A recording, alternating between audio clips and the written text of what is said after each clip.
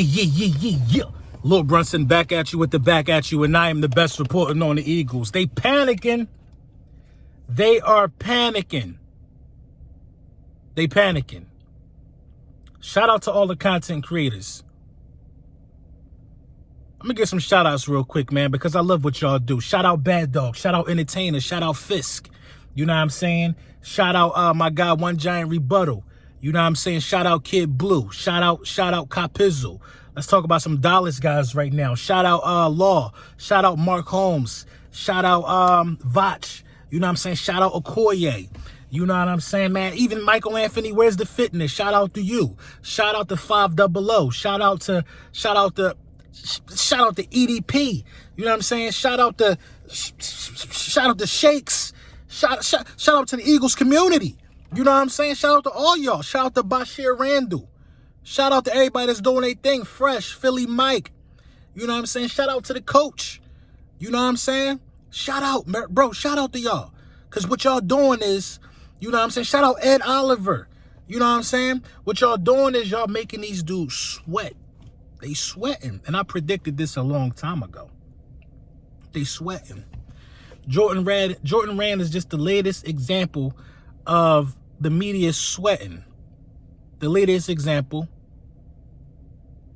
They think that just because they put on a suit and tie and they got a journalist degree, or they talk extremely proper, or they do X, Y, and Z, you know, or they got a blue check on Twitter, that their word is law. Nah. That's not how this go. Sports is a passion. Sports is a passion.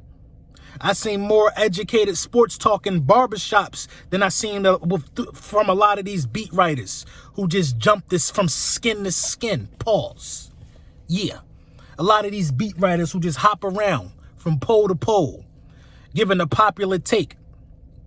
For example, it's popular to say Carson Wentz should be benched. You know what makes me different? I don't feel that way. It's popular to say the Giants should tank. You know what makes Copizzle and the Giants, a lot of the Giants content creators different? They don't feel that way. They don't feel that way. It's popular to say the Dollar's going to the Super Bowl every year. But you got some Cowboys content creators who say they don't feel that way. Them the real ones. You just the latest example, Jordan Rand. Now, this guy, Jordan Rand, let me get into it. He's under the impression that content creators steal from beat writers like himself. I don't even know what he do. He look like a lawyer. He's under the impression that content creators steal, you know, things from guys like Elliot Shaw Parks, him. You know, he's under this impression because this is what he said on Twitter. Now, Elliot Shaw Parks ain't saying it, however you say his name, but I would assume that they all feel the same way. That we steal from them and we recycle on YouTube. Listen, I got a news flash for you.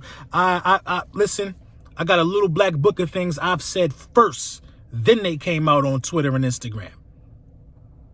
And ESPN and Fox. How many times have y'all heard me say, I just said it, look at them. How many times have y'all heard me say that these dudes copy from us and then they put it on a bigger platform? I said it before. Now that they saying we doing it to them proves that they sweat. And we're a threat, content creators. We're a threat. And nobody going to take our content for granted. Nobody going to make it seem like we don't belong here. I don't care what team you represent. I don't care how big of a content creator you are. And sorry if I miss a lot of us. Sorry if I missed some names when I gave out the shout outs. All y'all deserve respect. All y'all deserve respect. They sweating. They're sweating. They're sweating. They know the YouTube game. ESPN got a YouTube channel. Every major sports team got a YouTube channel. They know the YouTube game. They know it very well. They know it very well. They know we a force. They know that when truckers are driving overnight, they know they could press play on Lil Brunson and get some fresh content. They know. They ain't got to wait till 6 a.m. every morning to wait for Sports Center. They know I'm gonna give them a take and a perspective that's 100% of me. They fear us because we own our content. They fear us because we own ourselves. We can press play and record whenever we want. They fear us because they see us opening doors and breaking down barriers. Bengals content creators interviewing AJ Green. Okoye Media interviewing Dallas players. They see what's really happening. They see that we don't need them. They see that we could band together and we could do a round table sort of thing. Speaking of that, I'll be on Bad Dog Channel next week. They see we could do stuff like that. They see as female and male. You know what I'm saying? They see it. And shout out to the ones that's not hating, because I got a couple dudes from NBC who follow me very close. Shout out to them. You know what I'm saying? They're not hating. They respect the game. But we're not going to let these sour dudes, because they got a blue check mark on Instagram or Twitter, you know what I'm saying, or whatever, you know, make them feel like that they better than us, because the truth be told, we better than them, and that's how I feel. Period. That's how I feel. Let's get into the meat and potatoes of this, man. Keys to victory, man. Monday Night Football against the Seattle Seahawks. Do I feel like we could win this game? Y'all want the real answer before I get into how we can win this game? Do I feel like we could win this game right now? No, I don't feel like we could win this game. Do I feel like this team want to win this game right now? They say they want to win every week. They say they want to win every week. No, I just don't believe in the team right now. I don't believe. They got to show me, man. They got to show me that they could beat. This ain't no regular opponent, bruh. This is a team that's owned us, who's constantly good.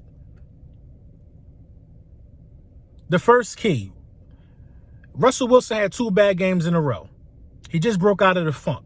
That's good for us, because we didn't want him to be the team that broke out on us.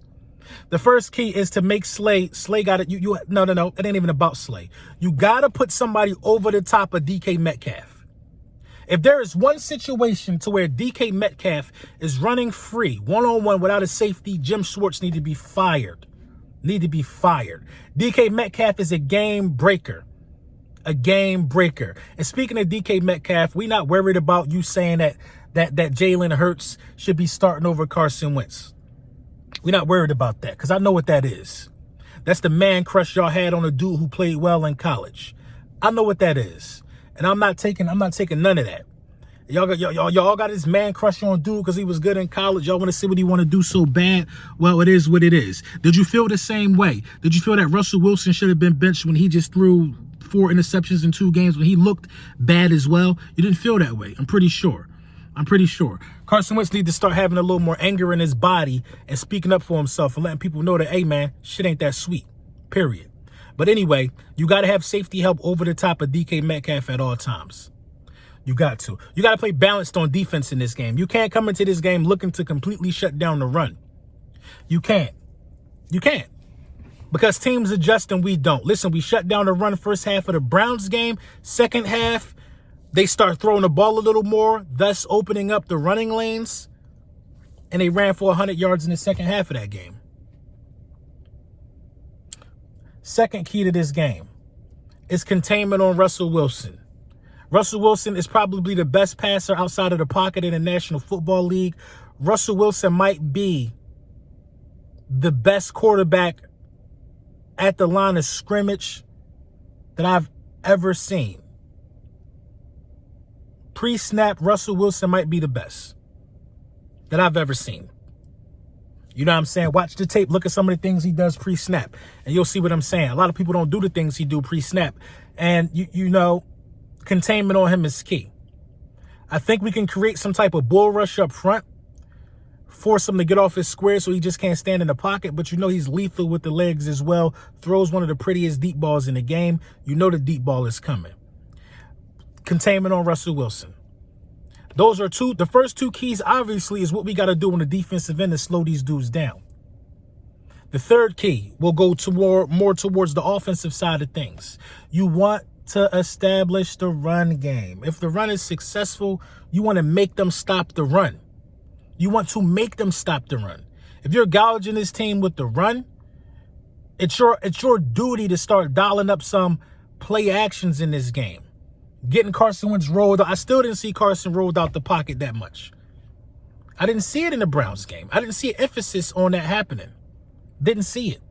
I don't like the fact that Jordan Howard is on the practice squad. If you're going to bring him in to run the ball. But you got to run the ball. Miles Sanders needs to run the ball like 25 times in this game. I don't know why. I got to keep saying it. I don't know why I got to keep saying it. The second key, you have to create a clean pocket. I know a lot of you guys, of the fourth key, I know a lot of you guys like to blame Carson Wentz a lot, but this is the truth of the matter. He's getting sacked a lot. He's getting hurried a lot. He's getting pressured a lot. A lot of stuff is falling on the shoulders of Carson Wentz inside that pocket because the pocket is collapsing. At the same time, Carson Wentz does have to pick and choose his spots to throw the ball away or to try to make something happen. This is the thing, though. When you want to try to make something happen, if you're Carson Wentz, you got to try to make something happen outside of the pocket. So then you can decide to throw it away or take a shot. Once you stand in the pocket, you are forced to try to wait for something to develop because you risk an intentional grounding if you throw the ball away. Loss of yardage and loss of downs. A lot of people not worried about that. Listen, a lot of people not worried about the intentional groundings. They're not bringing it up. We don't have a lot of intentional groundings because he's staying in the pocket. He's staying in the pocket while the pocket is collapsing. He has to use his mobility to move outside the pocket. Those are the four major things I think we have to do to make this game competitive. I think at some point in this game, Russell Wilson is going to take over the game, and it's up for the defense to try to, mix things up. We can't play a bunch of one-on-one against this team. We got to mix it up, zone and one-on-one. It has to be a mixture. We cannot get complacent, and we can't let Russell Wilson, one of the best quarterbacks in the game, be able to see our hand. We can't do that. With that being said, can the Eagles win this game? Of course, it's a home game, primetime Monday night. This is the biggest game of the season for the Eagles, in my opinion. If you want to salvage anything, you got to win this game because the reality of it is this. Thursday, there will be another team in first place. The Cowboys and the Redskins play on Thanksgiving. Whoever wins that game will have 4 wins, thus will be in first place in the division. And it's up to us to try to, win on Monday to bounce back with the league because we do have a tie. It's up to us.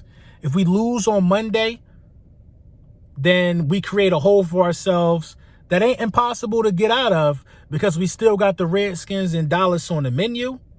But then you also have the Saints, Green Bay, and Arizona. You got to win this game, most important game of the season. Let me know what y'all think in the comments.